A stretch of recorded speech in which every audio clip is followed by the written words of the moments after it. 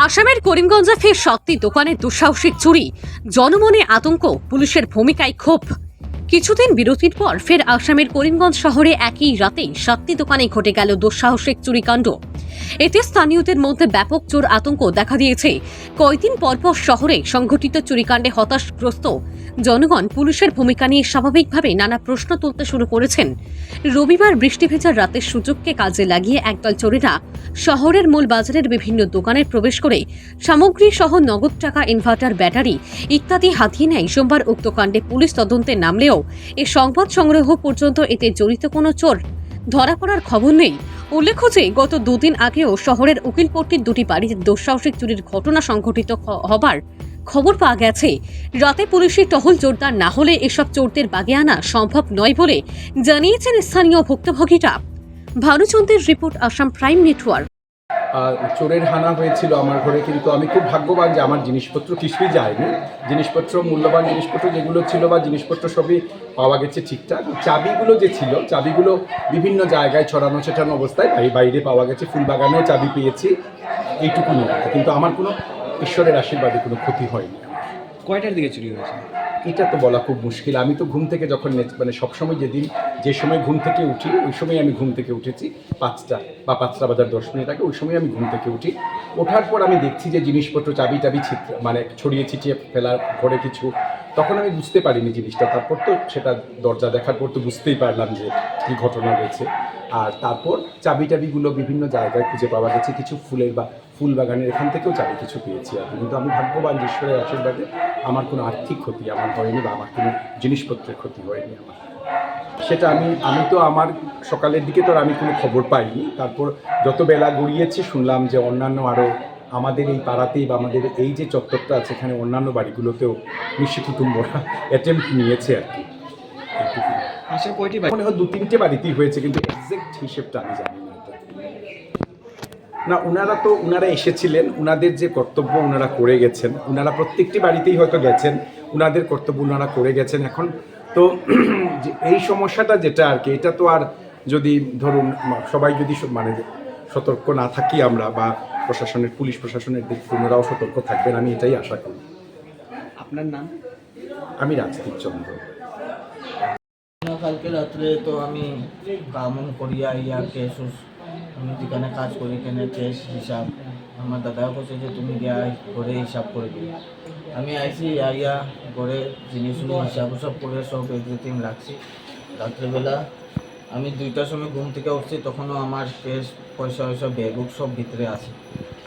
তখন সকালবেলা আমার ঘরের মালিক ডাক দিয়ে আমার বলছে যে তোমার বাইরে জিনিস সব ফালানি।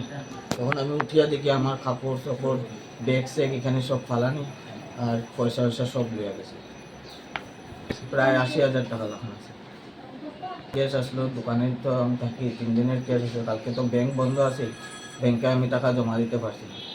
এই হিসাবও সব করিয়া আমার 3 দিনের ক্যাশ আসলো 80,000 টাকা, এটা সব লিয়া গেছে। নাম বিশাল। পুলিশ এসেছে নাকি? পুলিশে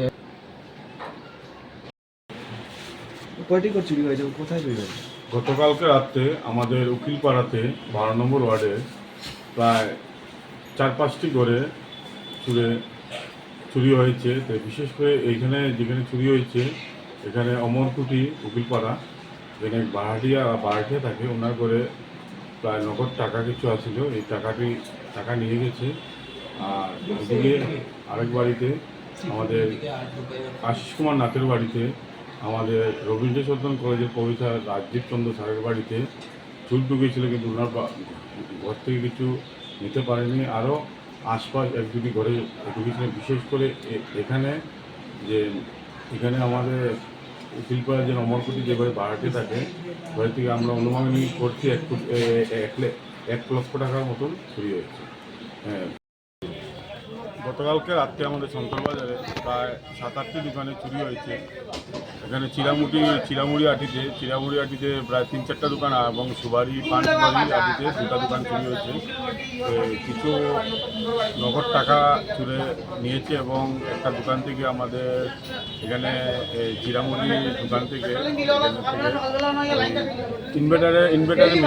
ইনভার্টারের মেশিনটা নিয়ে গেছে ওনারা, এবং মেশিনের ব্যাটারিটা ওনার বস্তার ভিতরে ঢুকিয়ে রাখেছে। আর ওই দেখা গেছে গত 2-3 দিন ধরে আমাদের টাউনে বাক্কা কয়েকটি জায়গায় গতকালকে আমাদের উকিলপাড়াতে চুরি হয়েছে, আজকে সন্তরবাজারে চুরি হয়েছে। পুলিশ প্রশাসন এসেছে, ওনাদের সার্ভে করছেন এবং একটু পরে অ্যাডিশনাল ডিএসপি আসবেন। এখানে আমাদের সঙ্গে ফোনে যোগাযোগ হয়েছে, ওনারা এসে ইনভেস্টিগেশন করবেন। সব কয়টি দোকান থেকে টোটাল কত টাকা নেই বলতে পারছি না, কিন্তু প্রতিটি দোকানেই অল্প কম বেশ তো টাকা থাকে, অনেক সময় খুচরো টাকাও থাকে, এগুলা পুলিশ এসেছে নাকি? পুলিশ এসেছে।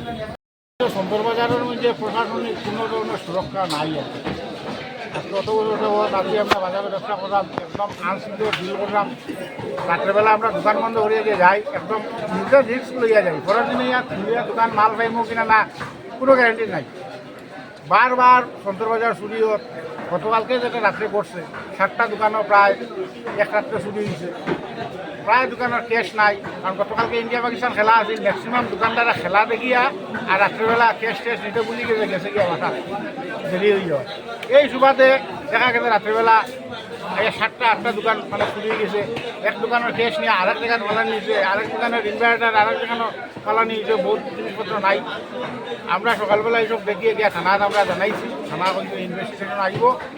কিন্তু ঘটনা হয়তো এমন একটা ব্যাপার, আমরা নিজের পয়সায় ভাড়াদার রাখছিলাম সন্তরবাজার।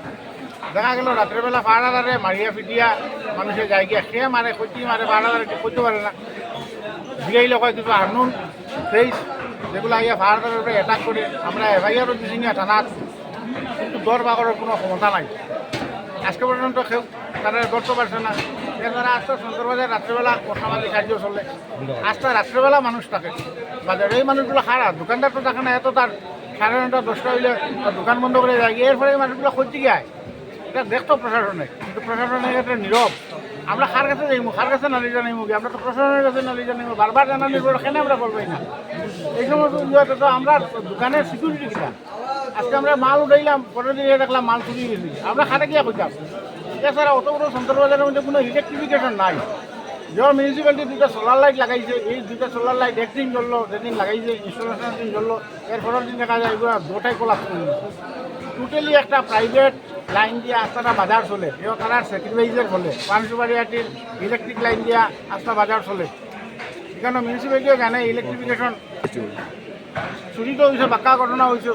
ক্যাশ যখন উঠাইছে বাক্কা টাকা গেছে, একটা 20,000 টাকা ক্যাশ পাওয়া আছে, এটা নাই। আরও বেশ কিছু তারা ফানের ম্যাক্সিমাম মানে অতটা ক্যাশ রইল না।